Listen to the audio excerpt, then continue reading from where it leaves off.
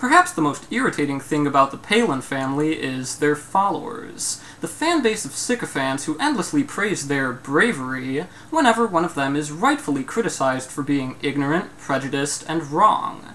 They serve to refocus the media's narrative onto the Palins themselves and the controversy surrounding their personal lives, with copious opportunities to portray them as the victims of liberal attacks when anyone disagrees with them. Nowhere is this more evident than in Bristol Palin's vacuous critique of President Obama for supporting marriage equality, which apparently merits attention simply because she is Bristol Palin. Now that she's set the standard for intellectual depth, we'll be forced to endure endless coverage of Twitter replies from celebrities and unoriginal jokes about her own family structure. But if Palin really wants to talk about marriage, then let's talk about marriage. She opens with the observation that conservative Christian women running for office are sometimes asked if they would be subservient to their husbands, whereas liberal women usually aren't.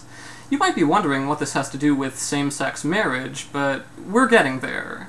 While it's absolutely inappropriate to question someone's ability to lead just because they're a woman, there's a reason why conservative women in particular face such inquiries. Republicans are more likely to take the Bible literally, and it has plenty to say about women's obligation to be silent, obey their husbands, and never hold authority over men. If nothing else, this offers them an opportunity to reject these parts of the Bible and repudiate outdated beliefs about women's roles. So, how does this relate to Obama? Palin clumsily parallels this with his statement that Sasha and Malia have friends with same-sex parents, and they see no reason for their friends' parents to be treated differently. She proceeds to make this the centerpiece of her argument, seemingly under the impression that Obama's daughter's attitudes are the centerpiece of his. Had she read a few sentences earlier in the very paragraph she quoted, she could just as well have chastised him for being influenced by college Republicans. As Palin sees it, the president made a massive change in a policy position that could affect the entire nation after consulting with his teenage daughters.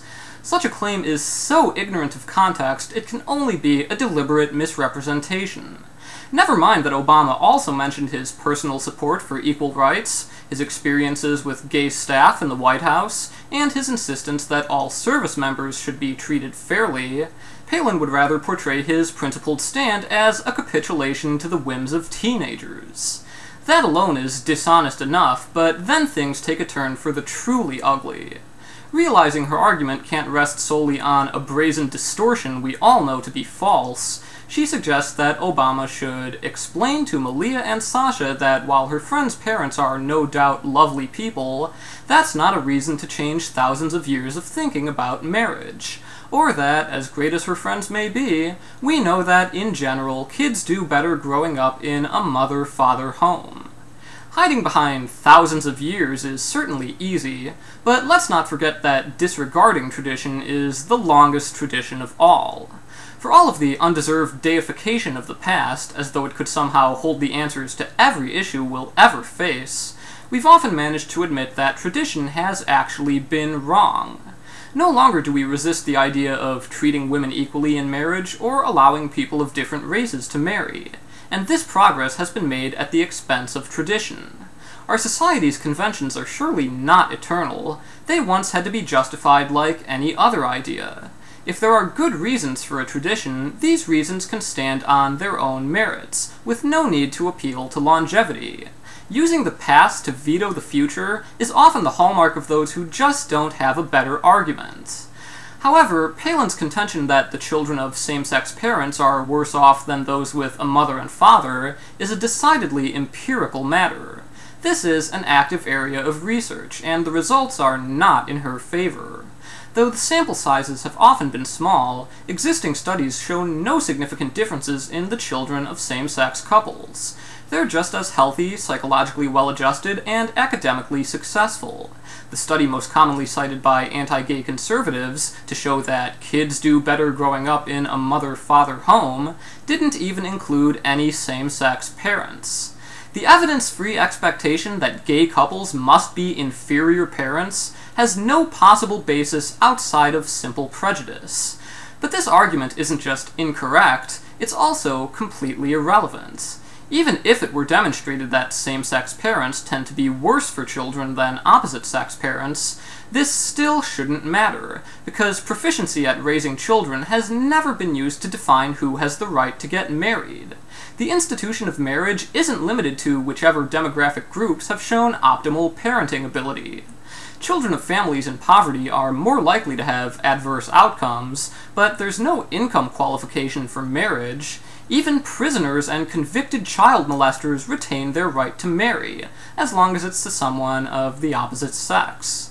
This is a standard that no one else is subject to, and Palin's demand that same-sex couples alone must meet this requirement is purely an artifact of homophobia.